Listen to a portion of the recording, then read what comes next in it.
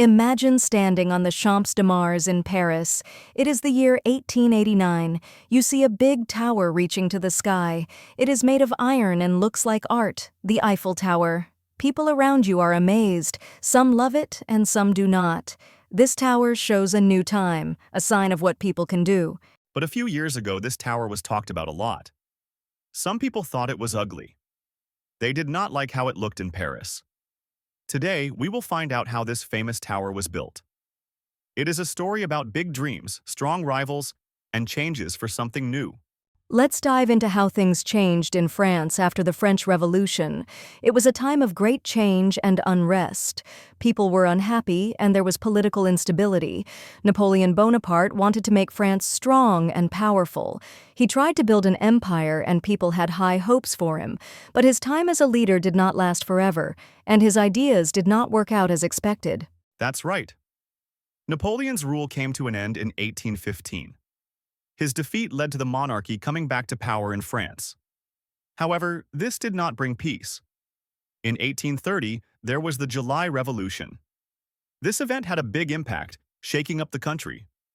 King Charles II was overthrown, and the power dynamics changed again. The revolution was a key turning point, showing how strong the people were and how much they wanted change. As we continue our story, the July monarchy is a key part of French history. After the July Revolution, France became a constitutional monarchy.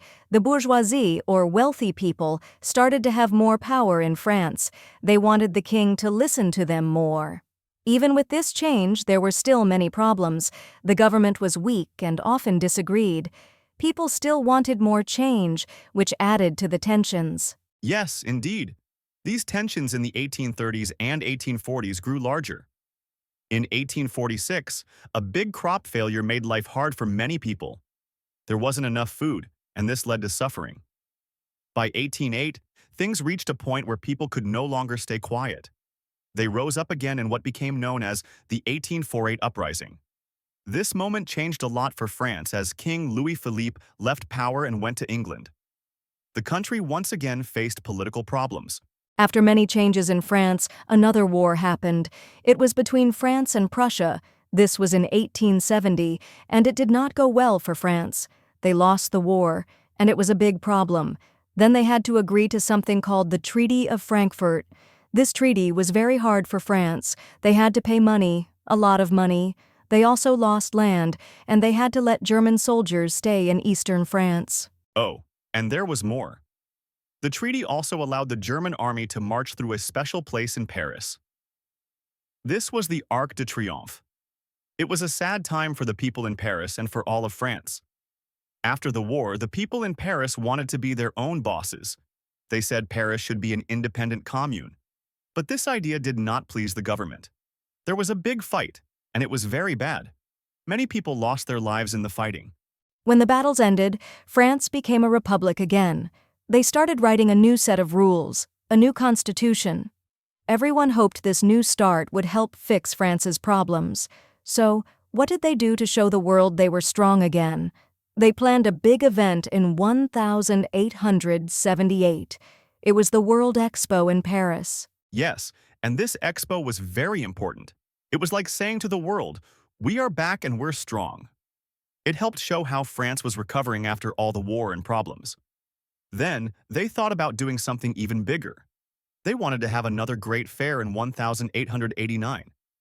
It would celebrate the 100 years since the French Revolution. People were excited about this idea. They needed something big, something new. And that's where the idea of the Eiffel Tower started to grow. After many challenges, France hosted the 1878 World Expo in Paris. This event aimed to show the world that France was strong and had recovered well from chaos. It was a big success and made people very happy. Seeing this success, the idea came up to host another huge fair. This time, it would honor the 100th year since the French Revolution. The goal was to make an even brighter event for everyone to see. Yes, for the 1889 World's Fair, they wanted something grand. A gate to the fair was needed, and two men had ideas. Gustave Eiffel, a civil engineer, had plans for a metal tower. He loved working with metal, making bridges that were strong. But there was another man, too. Jules Bordes was an architect. He had his own design, a big stone tower with a light at the top. Their ideas were very different from each other, the metal against stone. It became a contest of styles. The making of the Eiffel Tower was very interesting. Gustave Eiffel, a great engineer, played a key role. He loved using metal to build amazing things, but he did not work alone. He teamed up with an architect named Stephen Sauvestre. Sauvestre added brilliant ideas to make the tower look nice. He suggested adding wonderful curves and designs. Together, they imagined how the Eiffel Tower would look when finished. They worked hard and planned every detail. Eiffel had a smart plan to make sure the tower could stand tall and safe in the wind. The tower's shape was very special. It was not only for beauty but also for safety.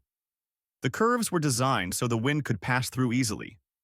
This made the tower strong and steady, even on windy days. The whole team worked with great care, checking each measurement closely. It was a big task, but Eiffel and his team were ready for this challenge. As Eiffel and Sauvestre continued with their ideas, other engineers joined them. Maurice Couchelin and Émile Nouguier were two talented engineers on the team. They helped push the project forward. The Eiffel Tower had to be strong and firm, which required perfect design. Every part was made with precision. This careful planning set a new standard in building. The tower wasn't just a simple structure. It was an example of how engineering and art can come together beautifully. That's right. The engineering achievements weren't just on paper. They used smart metal pieces that fit perfectly. The work was done at Eiffel's factory. Pieces were made to the tiniest detail. They made sure every piece was right before bringing it to the building site. All the parts came together like a giant puzzle. The way they built the tower was as impressive as the tower itself. It showed how technology can create wonders. Many people were not happy about the Eiffel Tower. Writers, artists, and other people called it ugly and said it would ruin Paris. They called it names like the Tower of Babel. They did not like that an engineer was making it and not an architect. Some people even tried to stop the building of the tower by saying it was not safe. Gustave Eiffel was very sure the tower was safe. He was ready to be responsible for any problems. He believed in his plan and was sure it would stand strong. The workers used many pieces, made just right, like a big puzzle. It was a new way to build. They used metal rivets to hold the pieces together. The whole team worked hard to make sure everything was right and safe. The construction of the Eiffel Tower was full of hard work. There were many challenges. Workers had to climb high and work in the wind. They used cranes to lift heavy parts. These cranes were powered by steam and moved up the tower. It was dangerous, but the team was brave and careful. They made sure every piece fit perfectly. When the journalist Émile Goudeau visited the site, he was amazed. He saw the workers hitting metal with big hammers. Sparks were flying. It looked like they were catching lightning. Heavy clouds of dust surrounded them, yet they kept working hard. The place was noisy but also full of excitement and energy. This was more than just building. It was like making a new wonder come to life. Over 2 years, amidst protests and skepticism, the Eiffel Tower rose to dominance. It stands as proof of great strength, rising from hard times to become a wonder of architecture. This tower shows the spirit of Paris and its ability to endure. Many thought it would never be possible, but the Eiffel Tower's success tells us about the strength and creativity of its builders. It is truly wonderful to see. Today, millions of people love what was laughed at once. This tower, shining forever, makes us think again about trying new things. Our history is full of stories like this. Keep listening to us to find more stories. If you liked this podcast, please like and subscribe. Share your thoughts with us in the comments.